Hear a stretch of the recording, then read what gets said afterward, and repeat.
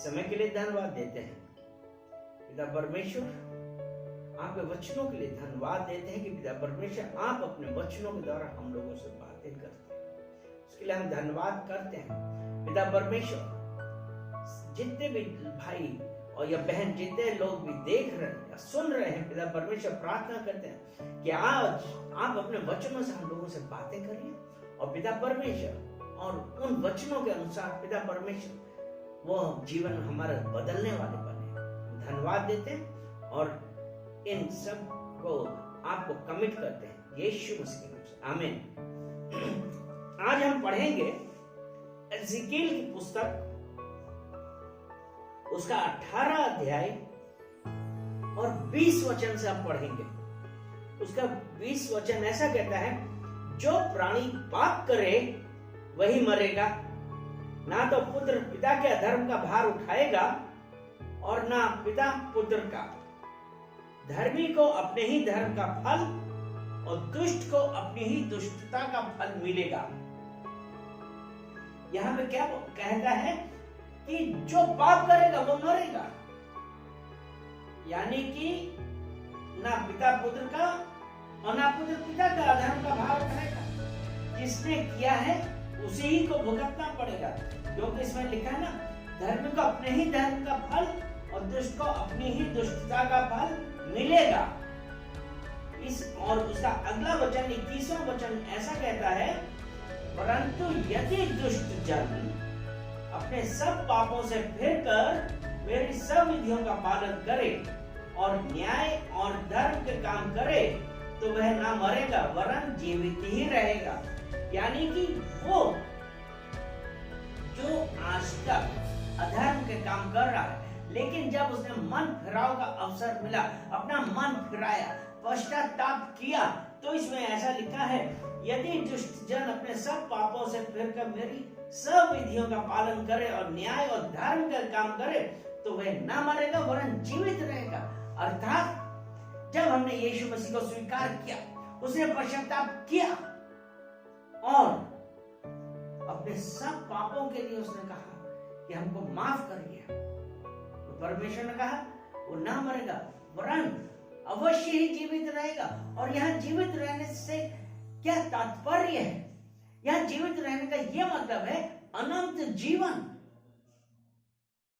अनंत जीवन का वो हकदार हो गया, क्योंकि जब उसने यीशु मसीह को स्वीकार किया और उसका 22वां वचन आप देखिए कितना सुंदर वचन है, उसने जितने अपराध किए हों उनमें से किसी का स्मरण उसके विरुद्ध न किया जाएगा। जो धर्म का काम उसने किया हो उसके कारण वो जीवित रहेगा। हालेलुया। यानी कि उसने जितने भी अपराध किए, लेकिन जब उसने पश्चाताप किया, जब उसने पश्चाताप किया तो परमेश्वर का ये वचन है कि उसके कोई भी अपराधों का स्मरण ना किया जाएगा। यानी कि वो परमेश्वर जो हमारे पापों का स्मरण ना करे, इसका क्या है देखिए, उसने ऐसा लिखा है ना, ये मीका 7 उसका 18 उसका सेकंड पार्ट हम पढ़ते हैं, वह अपने क्रोध को सदा बनाए नहीं रखता क्योंकि वह करुणा से प्रीत रखता है।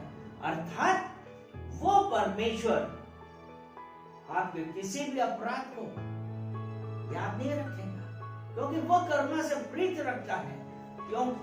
अब जब हमने परमेश्वर के से हमने पश्चाताप किया, इसीलिए पहला यूहन्ना उसका पहला अध्याय और उसका अगर हम जब 9वां वचन पढ़ते हैं तो देखिए 9वें वचन में क्या लिखा है। उसमें ये लिखा है, यदि हम अपने पापों को मान लें तो वह हमारे पापों को क्षमा करने और हमें सब अधर्म से शुद्ध करने में विश्वास योग्य और धर्मी है। पापों को मान ले, यानी कि हम कहेंगे हाँ हमने पाप किया है, तो और अब हम इस बात के लिए पश्चाताप कर रहे हैं।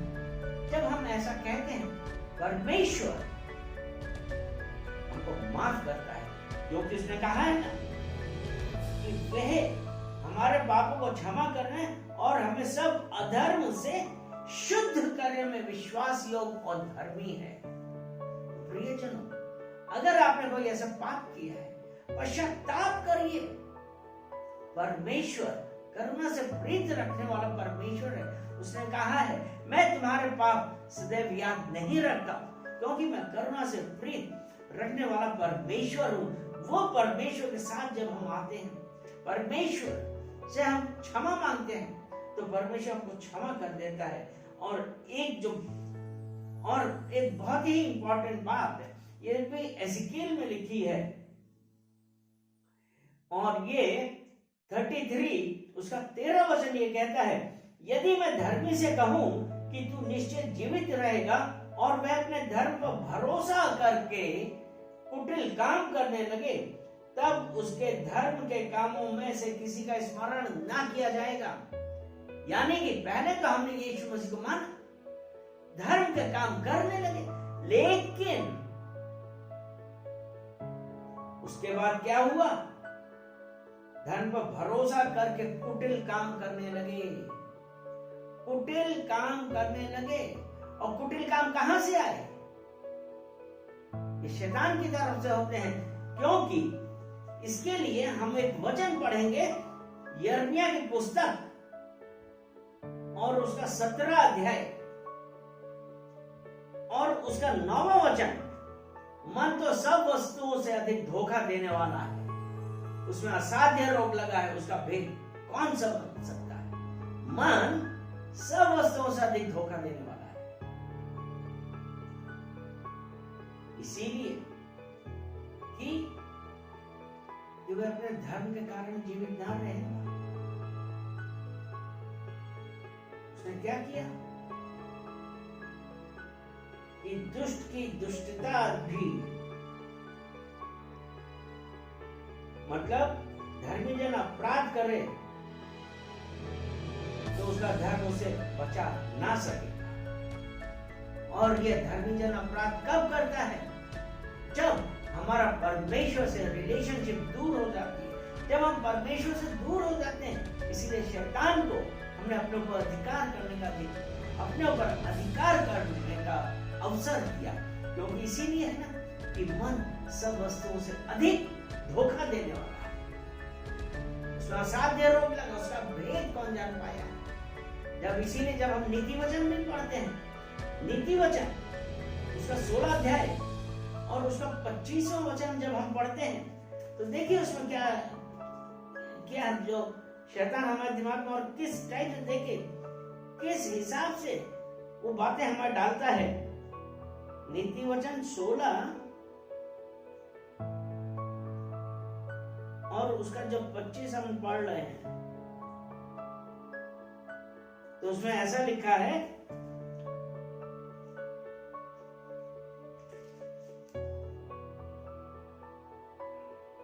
ऐसा भी मार्ग है जो मनुष्य को सीधा जान पड़ता है, परंतु उसके अंत में मृत्यु ही मिलती है। यानी कि धर्म का मार्ग तो छोड़कर हमने क्या किया? कुटिलता की बातों पे आ गए। अभी हमने जो पढ़ा, एज़ेकिएल में हमने यही तो पढ़ा था कि धर्मी जन अपराध करे तो उसका धर्म उसे बचा ना सकेगा। धर्मी जन यानी कि हमने क्या किया? अपने दिमाग पे, अपने मन पे, उस पर विश्वास किया। इसीलिए है ना कि ऐसा भी मार्ग है जो मनुष्य को सीधा जान पड़ता है, परंतु उसके अंत में मृत्यु ही मिलती है। वो परमेश्वर हमारे लिए क्या करता है? अगर हम पश्चाताप करेंगे, परमेश्वर हमें माफ करेगा। हम वचन पढ़ेंगे आमोस से, और हमको बचने के लिए क्या करना है? आमोस की पुस्तक उसका 5वां अध्याय उसका 4था वचन हम पढ़ते हैं। उसमें लिखा है, यहोवा इज़राइल के घराने से यूं कहता है, मेरी खोज में लगो तब जीवित रहोगे। खोज में लगो अर्थात हमको क्या करना है? ये कुलीसियों उसका 3रा अध्याय उसका 2रा वचन हम जल्दी से पढ़ते हैं। कुलीसियों उसका 3रा अध्याय उसका 2रा वचन, जो अभी हमने आमोस में पढ़ा ना कि मेरी खोज में लगो तब जीवित रहोगे। अब परमेश्वर की खोज में लगने का मतलब क्या है? ये कुलुस्सियों 3:2 में कहता है पृथ्वी पर की नहीं परंतु स्वर्गीय वस्तुओं पर ध्यान लगाओ। अर्थात परमेश्वर यहोवा की तरफ ध्यान लगाए, तब हमारा संबंध स्थापित, हमारा रिलेशनशिप होगा परमेश्वर से। क्योंकि पहला कुरिन्थियों और उसका 6 अध्याय उसका 17 वचन देखिए क्या कहता है। पहला कुरिन्थियों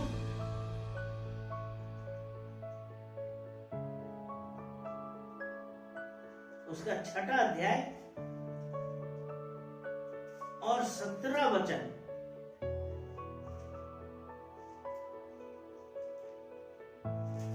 ऐसा कहता है, और जो प्रभु की संगति में रहते हुए उसके साथ एक आत्मा हो जाता है। यानी कि पृथ्वी पर की नहीं परंतु स्वर्गीय वस्तुओं पर ध्यान लगाओ। और यहाँ पे लिखा जो प्रभु की संगति में रहते हैं वो उसके साथ एक आत्मा हो जाता है। जब हम परमेश्वर के साथ एक आत्मा हो जाएंगे तो हम मिटेंगे नहीं। इसीलिए आमोस 5:4 में यही है ना, यहोवा इज़राइल के घराने से यूं कहता है मेरी खोज में लगो तब जीवित रहोगे।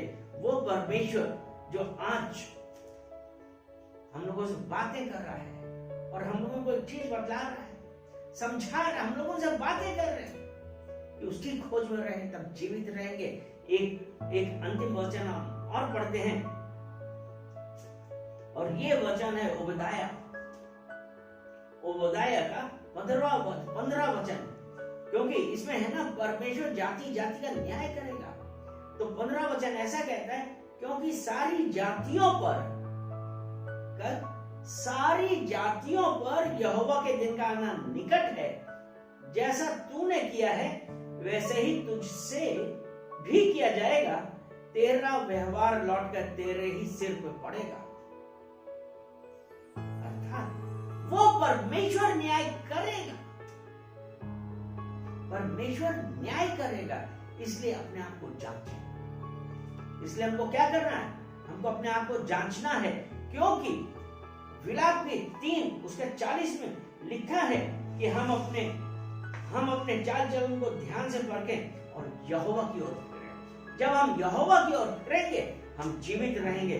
जो अभी हमने आमोस में पढ़ा कि मेरी यहोवा इज़राइल के घराने से यूं कहता है मेरी खोज में लगो तब जीवित रहो। वो परमेश्वर का वचन कि जब हम अपने चाल चलन को ध्यान से परखें और यहोवा की ओर फिरें हम जीवित रहेंगे। हम धन्यवाद करते हैं पिता परमेश्वर, हम धन्यवाद करते हैं कि आपने अपने वचनों के द्वारा हम लोगों से बातें करी हैं। और पिता परमेश्वर ये आपके वचन हमारे जीवन में कार्य करने वाले बने और पिता परमेश्वर हम आपके वचनों के अनुसार चलने वाले बने और उन वचनों को अपने हृदय में संभालें और आपके भय में चलें। पिता परमेश्वर हम धन्यवाद करते हैं और सब सुनने वाले को और देखने वालों को पिता परमेश्वर हम आपको कमिट करते हैं और कहते हैं पिता परमेश्वर आपकी मर्जी हम सबके जीवन में होने पाए। सारा आदर महिमा हम आपको देते हैं यीशु मसीह के नाम से, आमीन।